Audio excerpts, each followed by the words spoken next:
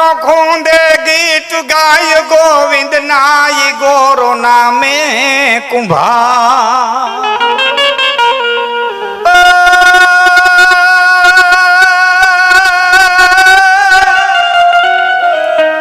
ગારો ખૂંદે ગીત ગાય ગોવિંદ નાય ગોરો નામે કુંભાર અજાણતા માટ એને આગમાં મૂક્યું એમાં હતા માંજારી ના બાળકા ચો કુંભ રાખ્યો તાતો એ રાખો જેવો રાખજે નાતો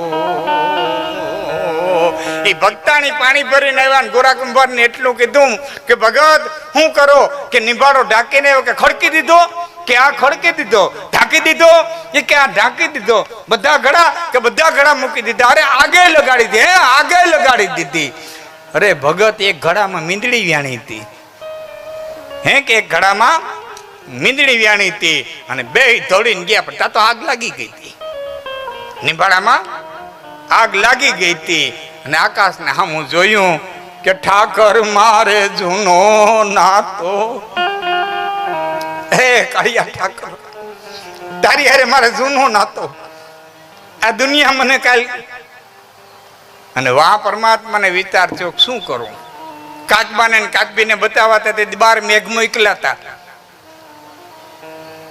અહીંયા મેં મોકલું તાનો નિભાડો ઠરી જાય તો આખું વરસ ખાય હું વરસાદ મોકલું તો ઠામડા ગાળો થઈ જાય તો આખું વરસ ખાય હું અને રેવા દઉં તો મીંદડીના બચ્ચા શું કરવું ન્યાય ઈ ઘુમરે પડી ગયો શું કરવું અને એમાં વિચાર આવ્યો અખિલ બ્રહ્માંડના માલિકને સુદર્શન ચક્રને મોકલું નાનું સ્વરૂપ ધારણ કરીને કહેવાય નિભાડામાં ગયું અને જે ઘડાની માલિક ઓર મીંદડીના બચ્ચા હતા એ ઘડાને સુદર્શન ચક્ર માંડ્યું ફરવા આટા મારવા મંડી ગયું ઓલા જગતના જે અગ્નિ હતો એને સુદર્શને ઘડા પાસે આવવા ન દીધો અને 8 દિવસે નિભાડો પાકી નીકળ્યો તમામ ઠામ પાકીને નીકળ્યા મીંદડીના બચ્ચા વાળો એક કુંભ તેદી કાચો રહ્યો તો કાચો કુંભ રાખ્યો તાતો એ રાખો એવો રાખજે નાતો એની વાયરે નાતો બાંધી લ્યો ને બાપ તો એ હરકતી અગ્નિમાંથી બચાવી લે પણ એની હેરે સંબંધ બંધાવવો જોઈએ હા આખા ભાગવત ની અંદર તમને ખ્યાલ હશે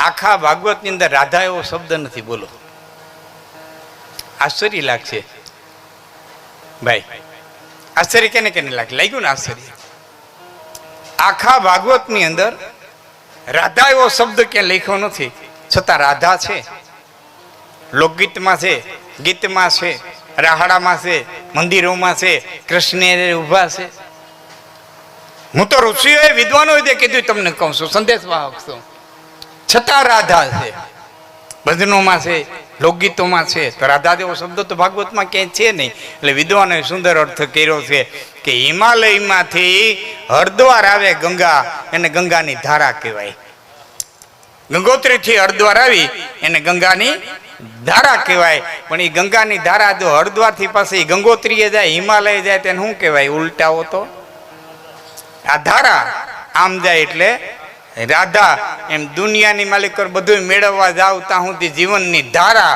પણ બધું હકેલી જેમ ભાઈ કહેતા હતા એમ બધું હકેલી અને પાછા પોતાના આત્મા કોર વળો ને એટલે તમે રાધા છો રાધા થાવ તો જ કૃષ્ણ મળે બાકી જગતમાં કોઈની તાકાત નથી કે કૃષ્ણ મેળવી લે રાધા વિનાનો કૃષ્ણ મળે ને એ જગતમાં તે હકેલાઈને પોતા કોઈ આત્મા કોઈ જાય એટલે તમે રાધા છો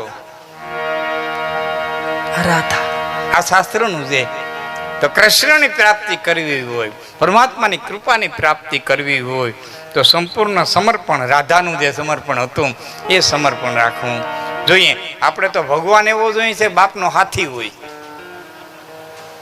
હા ટ્રેન્ડી કામ ન કરે સોથે તે ભગવાન બદલાવી નાખી આ તો માણસ કેટલો હવારો થયેલો ટ્રેન્ડી ભગવાન કામ ન કરે સોથે તે બીજો ભગવાન હા ક્યાંય મને એનું થીર જ ન રહે તુલસીદાસજીએ કીધું છે એ દામિન દમક રહી ન ઘન માહી કે જથાએ ખલકી પ્રીતિ થીર નહીં. મૂર્ખા માણસની બુદ્ધિ કોઈ દેવ ઉપર થીર ન થાય. કઈ રીતે કે આકાશની માલિક વીજળી જરાય થીર થાય નહીં. ઘડાક વાહ ઘડીક વાહ ઘડીક વાહ. પણ એક જગ્યાએ એક માળા, એક નામ અને એક આધાર રાખી અને જેને જગતમાંથી જીવાશે. મારી માથે વિશ્વાસ, હું તમને એમ કહેતો, ઘણી વખત કહેતો થાય મારી માથે વિશ્વાસ ન આવે, કારણ કે અમારે હવે આ સ્ટેજ છે ને, એક દિન નહોતો કહેવું પડતું, આજ કહેવું પડે. હું કે ધીરું અમારું સ્ટેજ બહુ હેઠું ઉતરતું ગયું, બહુ નીચે ઉતરતું ગયું. આની માથે ડાન્સ મીંડા થવા એની ક્યાં કરો. અમને કોઈ ફોન કરે ને પ્રોગ્રામ માટે, અહીંથી જ ભાઈ માવજી મામાએ ફોન કર્યો હતો, ધાણેટીથી ફોન આવ્યો હતો. ફોન કરે ને એટલે એમ પૂછી, ભાઈ ભજનવાળા તમે કોઈ ગોઠવશો કે અમે લેતા આવીએ, કે અહીંથી ગોઠવી દઉં. વગાડવાળા તમે ગોઠવશો કે અમે લેતા આવીએ, કે અમે અહીંથી ગોઠવી દઉં. પછી પૂછી માઇકવાળા તમે ગોઠવી દેવો કે અમે, કે ના અમારે આપણે અહીંથી ગોઠવી દેવું. અટાણી જે સ્ટેજે ઉપાડા લીધા, તો ઉપાડા ન કહેવાય, રૂંબાડા કહેવાય. અટાણી જે રૂંબાડા લીધા, આવા રૂંબાડા હરીખા 5 વર્ષ હેલા ને તો અમારે ફોન કરીને પૂછવું છે સમજવા વાળા આમ લેતા આવીએ કે તમે ગોઠવી દેવો. 5-5 જણા સમજે માણસના પેટના એવા હામાં બેઠા અહીં છે કે તમે ગોઠવી દેવો કે અમે લેતા આવીએ. નહીં ગોઈતા નહીં જડે 5-10 વર્ષ. આટલું નીચું ઉતરતું જાય, આટલું નીચું. શું બાપા, હે બાપુ નારાયણ સ્વામી 11 વાગે બાવલિયા બત્તી કરતા આવે. હા, યોગેશ્વરી હોય કે પછી ગહન ભારતી હોય, એ ગણી બેહાડે. માણા ભવનાથના મેળામાં 9 વાગ્યાનું આવીને બેહી ગયું હોય, બહાર ન જાય, પછી જગ્યા વહી જાય તો એ સંતવાણી, એ મોલ.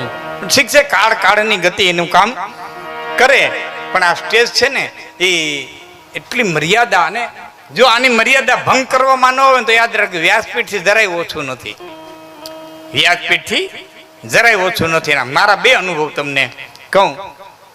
20 વર્ષ પહેલા જંગીના સ્ટેજ ઉપર હું બોલ્યો હતો. રણછોડભાઈ આહિરમાં દાયરો ક્યાં બેઠો, ધાણેટી દાયરો આમ બેઠો. રણછોડભાઈ એ 24 પટેલ છે, ડાંગરેશ્વર મહાદેવની મંદિર પ્રાણ પ્રતિષ્ઠા કરી 20 વર્ષ પહેલા જંગીના સ્ટેજમાંથી બોલ્યો હતો કે જુનાગઢના ચોકમાં એક દેવાય બોધરનું પૂતળું મુકાવું જોઈએ. એ જુનાગઢ તો મુકાણું, પછી કેટલાય સિટીમાં કેટલાય ગામમાં દેવાય બોધરની પ્રતિમા મુકાણી. છેલ્લા 15 વર્ષથી હું કહેતો હતો કે હિન્દુના દીકરાને ગીતા વાંચતા આવડતી હોવી જોઈએ, હિન્દુના દીકરાને ગીતા વાંચતા આવડતી હોવી જોઈએ. એ સરકારે સાંભળ્યું કે દ્વારકાધીશે સાંભળ્યું, જેને સાંભળ્યું એણે પણ 6ઠા ધોરણથી 12મા ધોરણથી ગીતાના અભ્યાસક્રમમાં દાખલ કર્યા, એનો મને આનંદ છે. તો આની મર્યાદા જાળવવામાં આવે તો વ્યાસપીઠથી જરાય ઓછું છે જ નહીં. એટલે એમ કહું છું કે બહુ વિશ્વાસ છે એમને સાંભળ્યા પછી પણ તમારે વિશ્વાસ દ્રઢ કરવો તો દયાળુ કેટલો ઈશ્વર છે. ગીતા ખોલીને વાંચી લેજો. ગીતાના 9મા અધ્યાયના 22મા શ્લોકની અંદર આથી 5000 વર્ષ પહેલા કુરુક્ષેત્રના મેદાનની માલિક રખેડ બ્રહ્માંડનો માલિક બોલ્યો છે 5000 વર્ષ પહેલા કે અનન્યા સિતંતે યંતો માયો જનાહા પરિપાસતે તેસામ નિત્યાભિયુક્તા નામ યોગક્ષેમમ વહામ્યમ.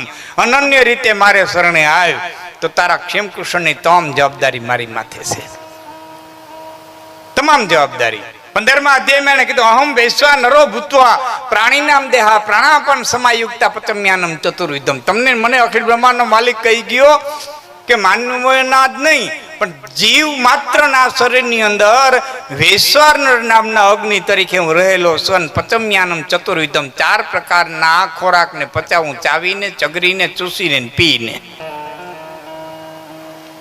ભાઈ નાનજીભાઈ, 4 પ્રકારના ખોરાક, ચાવીને, ચગરીને, ચૂસીને અને પીને. એ પરમાત્મા એમ કે તું કાચા ચણા ખાતો પચાવી જાઉં, અડધો હુંડો માંડવી ખાતો પચાવી જાઉં, હાથના ગાજર ખાઈ જાતો પચાવી જાઉં, 1.5 વેચના મૂળા કાચા ખાઈ જાતો પચાવી જાઉં, તું કાચું ખાઈ જા તો પચાવી જાઉં. અરે ચટણી વાટવાના પાણા આવતા જોયા કોઈ?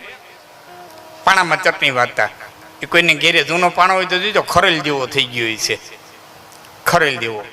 એ વાટીને ખાઈ ગયા છે, એટલો ઉતરી ગયો હોય ચાર આંગળ.